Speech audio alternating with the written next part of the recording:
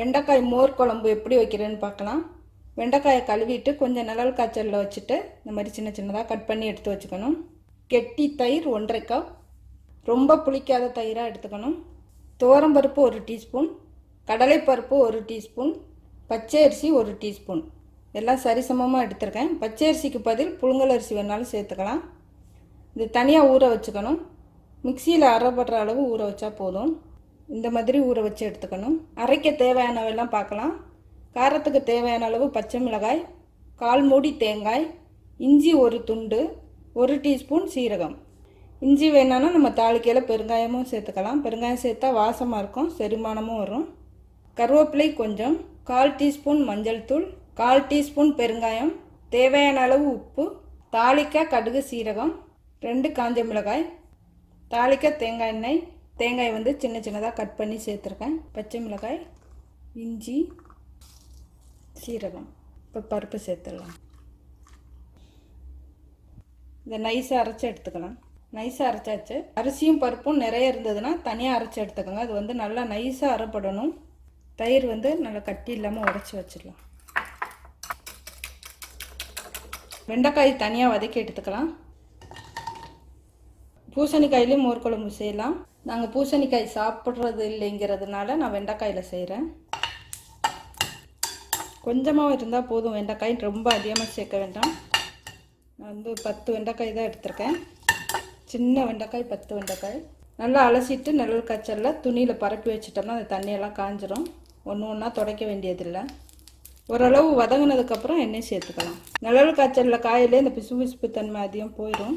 வெயிலையும் காய வைக்கலாம். ரொம்ப நேரம் காய வைக்கக்கூடாது. வெயிலில் காய வச்சோம்னா நேரம் இருந்தால் அந்த வேலையெல்லாம் பார்க்கலாம். உடனே வேணும்னா துணியை வச்சு தொடச்சி எடுத்துக்க வேண்டியதான், தண்ணி இல்லாமல். கொஞ்சமாக எண்ணெய் சேர்த்து வதக்குறேன்.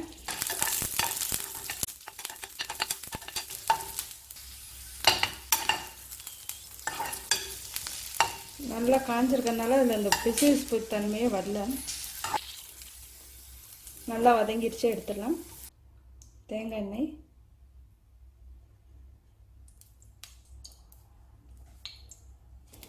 கடுகு சீரகம் சேர்த்துடலாம். நல்லா வெடித்ததும் காஞ்ச மிளகாய், பெருங்காயம், கருவேப்பிலை, வெண்டைக்காய் சேர்த்து வதக்குறேன். அரைச்சி வச்சிருக்க விழுதை சேர்த்துடலாம்.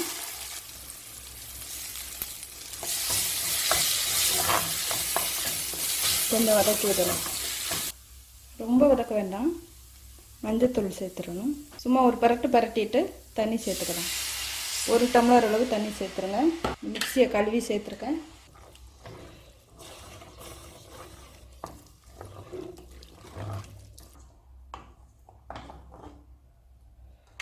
இது கொதிக்க விடணும்.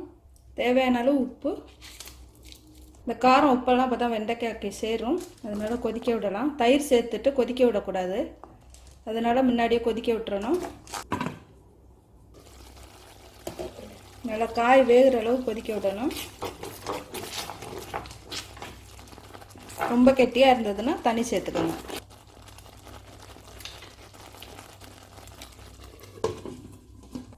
காய் சீக்கிரம் வெந்துடும். ஏற்கனவே வதக்கி வச்சுருக்கோம்.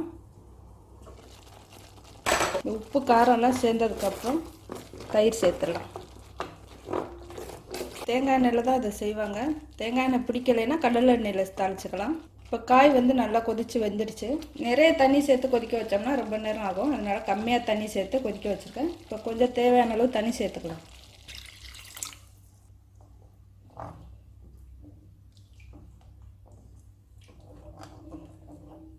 அரிசி பருப்பு தேங்காயெல்லாம் சேர்த்துருக்கனால சீக்கிரம் கெட்டி ஆகிடும். இப்போ தயிர் சேர்த்துக்கலாம். இதுக்கப்புறம் ரொம்ப கொதிக்க விட்டுறக்கூடாது. தயிர் திரிஞ்சு வந்துடும். நுர கட்டி வரையில் இறக்கிடலாம். மிதமான தீயிலே இருக்கட்டும், ஏன்னா சீக்கிரம் நுர கட்டிடும். இப்போ நுர கட்டி வருது. அடுப்பு ஆஃப் பண்ணிடலாம். இதுக்கப்புறம் விட்டோன்னா கொதித்து தயிரெலாம் திரிஞ்சிடும். இப்போ மோர் குழம்பு ரெடி ஆயிடுச்சு, இறக்கிடலாம். வெண்டைக்காய் மோர் குழம்பு ரெடி ஆயிடுச்சு. தயிர் திரண்டு வர்றக்குள்ளே இறக்கிடணும், இல்லைன்னா திரண்டு பால் திரிஞ்ச மாதிரி ஆகிடும்.